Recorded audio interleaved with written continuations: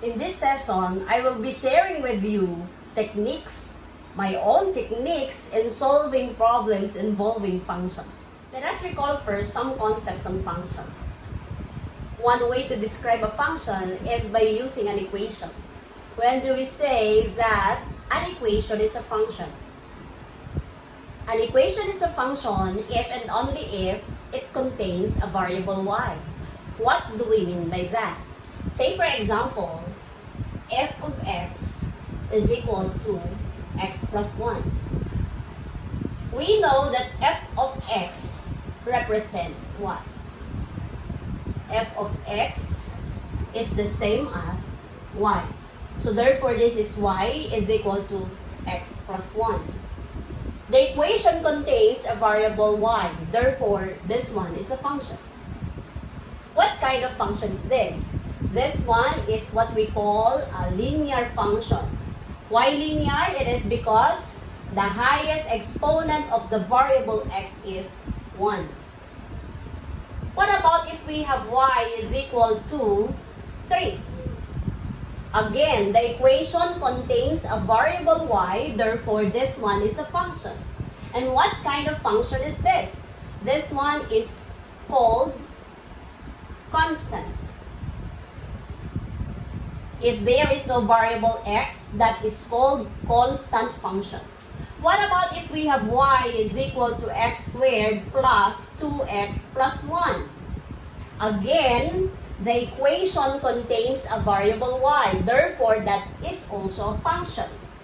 And what kind of function is this? This one is what we call quadratic function. Why quadratic? It is because the highest exponent of the variable x is 2. What about if we have x is equal to 5? Is this a function or not? Definitely, this one is not a function. Why? Because based on the rule, an equation should contain a y variable so that we can call it as a function. Why did we recall these concepts on functions? It is because we will be translating word problems into functions like this, into equations like this. Example number 1. An apple costs 25 pesos. What is the cost of 6 apples? How do we solve this problem? This is what I usually do. I translate one sentence first after the other. So, let us translate first, an apple costs 25 pesos. You will notice that in that statement, you can already identify the price of the apple and the number of apples. So, I will be representing it as a of x. Why a of x? It is because you can name a function using any letter of the alphabet. It can be b of x, c of x, a of x, or whatever you want. And then the price of the apple is 25 pesos. And I will be representing x as the number of apples.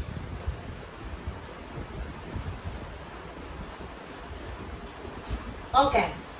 Now, I have already represented the first sentence. Let us go to the second. What is the cost of 6 apples? I will just be putting 6 here. This one is a of 6 is equal to 25 times 6.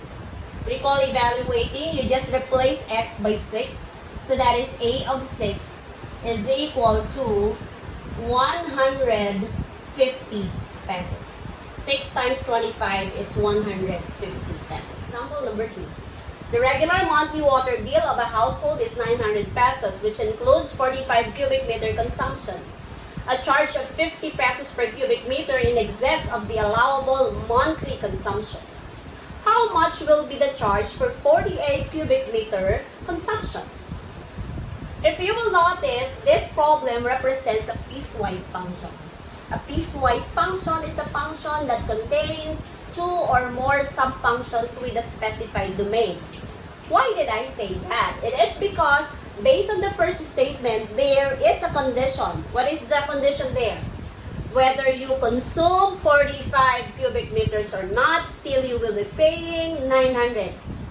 Pag ang nagamit mo lang ay 2, 3, 4, or below 45 cubic meters, ang babayaran mo pa rin ay 900 pesos. So, in the second condition, if you exceed to this 45 cubic meter, magbabayad ka naman ngayon, you will be paying 50 pesos each cubic meter consumed.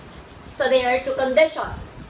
I will be representing first the first statement, that is W of X. I named it as W because we are referring it to the water bill. The condition is if X is less than or equal to 45. This X represents the number of cubic meter used. So, this one is constant. Why? As I have said, whether you consume 45 or less, still you will be paying 900 pesos. That is constant. For the next condition, that is if X is greater than 45, you will be charged 50 pesos per cubic meter used. So that is, since 900 is constant, you will be adding it to X minus, you subtract this one, this is 45, multiply it by 50. Okay? Why did I do that? It is because this X is the number of cubic meter used. You will be subtracting it by, of course, 45, since this one is the maximum cubic meter used. And then, you will multiply it by the price, by the cost per cubic meter, that is 50. And then you will add it to 900. So therefore, this is W of question, how much will be the charge for 48 cubic meter consumption? That is W of 48. And 48 falls under this. That's greater than 45. Therefore, I will be using this one. 900 plus 50 times X minus 45. So this is equal to W of 48. 900 plus 50, 48 minus 45. This is 900 plus 50 times 3. This is equal now to W of 48 is equal to 900 plus 150. That is equal to 1,050. Okay. So you will be paying 1,050 if you consume 48 cubic meter in a month. Example number 3. A vendor sells face mask for 35 pesos per piece. However, if a buyer gets more than 20 pieces, the vendor gives a discount of 5 pesos per piece for the succeeding number of masks to be bought. How much will 26 face masks cost? Again, this problem represents a piecewise function because there are two conditions. I will name this function as f, referring to face masks. First condition is that, let us refer x, the number of what? Number of face masks. So that is x is less than or equal to 20. How much will you pay if you will buy 20 pieces or less? You will be paying 35 pesos times x. That is the number of pieces. Next, the second condition is, if x is greater than 20, meaning you will have a discount of how much? 5 pesos per piece if you will buy more than 20. So, the original price is 35 per piece. That becomes 30 per piece. But of course, 35 times 20 is already constant. So that is 35 times 20, that is 0, 10, that is 7. So that is 700. This one is constant. Kailangan mong bumili ng 20 bago ka magkaroon ng discount. Plus, the price now becomes 30 pesos discount. And that is number of pieces minus 20. Okay, question. How much will 26 face masks cost? So that is f of 26.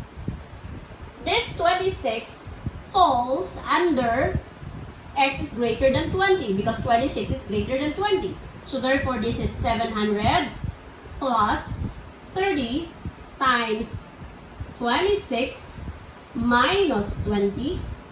So this is equal now to f of 26 equals 700 plus 30 times 6. Because 26 minus 26. This is equal to 700 plus 180. 30 times 6 is 180. F of 26 now, if you will buy 26 face masks, that will be how much? That is 880 pesos.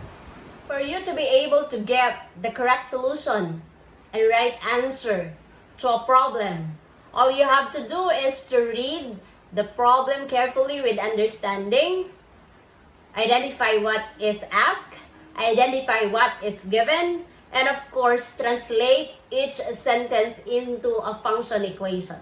Happy learning, mga anak!